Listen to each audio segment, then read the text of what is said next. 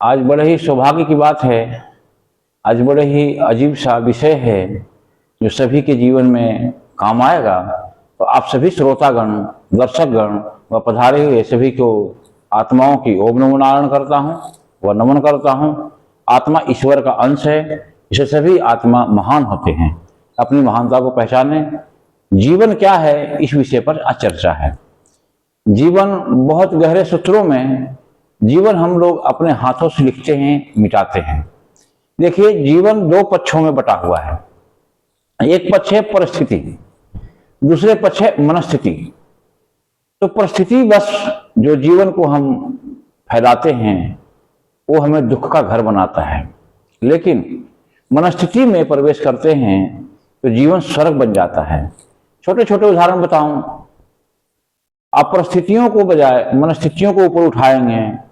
मनस्थिति यानी मनन, चिंतन, शुभ कर्म, जो कुछ भी हैं, इनके बारे में आप सोचेंगे, समझेंगे, परिस्थितियों को छोड़कर मनस्थिति को उठा देंगे तो आपका जीवन आसमान की ओर छुएगा। एक महान हो सकते हैं। छोटे छोटे शब्दों में समझें।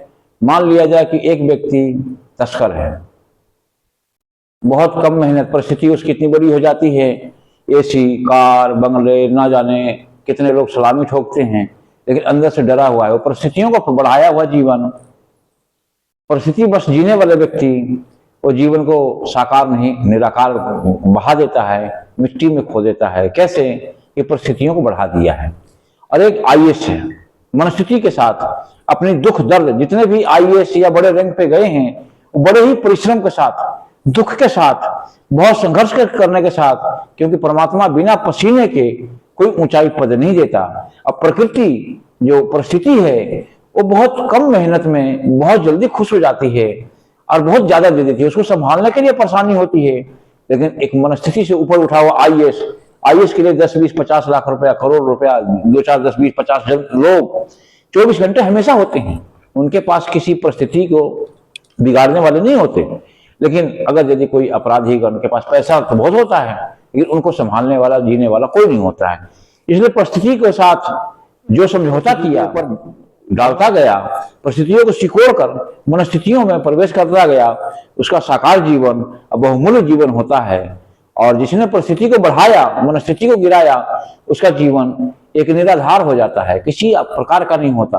वो अंत बहुत शुरू से शाम तक, सुबह से शाम तक डर के अलावा कुछ नहीं होता है।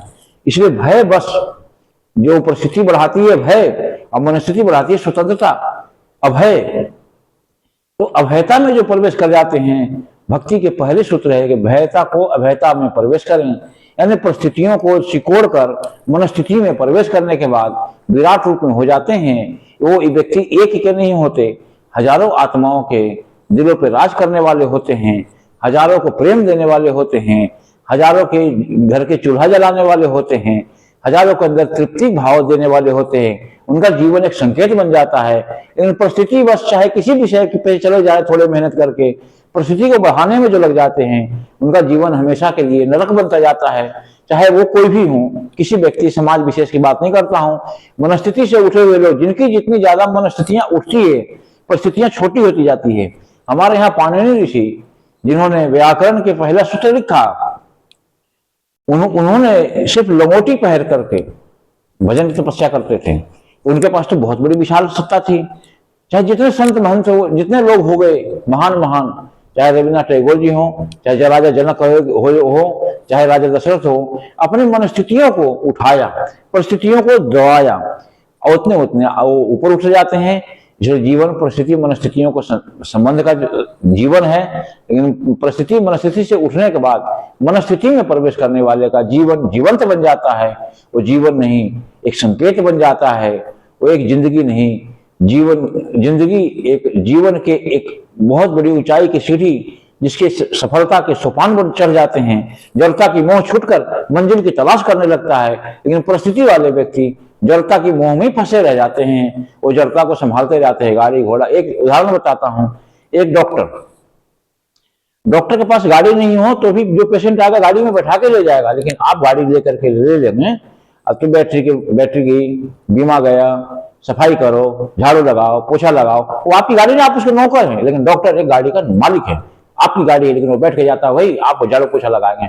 इसी प्रकार से जैसे जैसे आपने मानसिकता की ओर विकास करते गए, वैसे वैसे परिस्थितियों को सिकोड़ कर मनस्थिति को बढ़ाते गए, तो परिस्थितियां फैल के अपने आप आपकी गुलामी करती है, आती है, सोचा आप उसके योग हो जाते हैं। मैं इन्हीं वाणी पे विराम देता हूं। ओम शांति।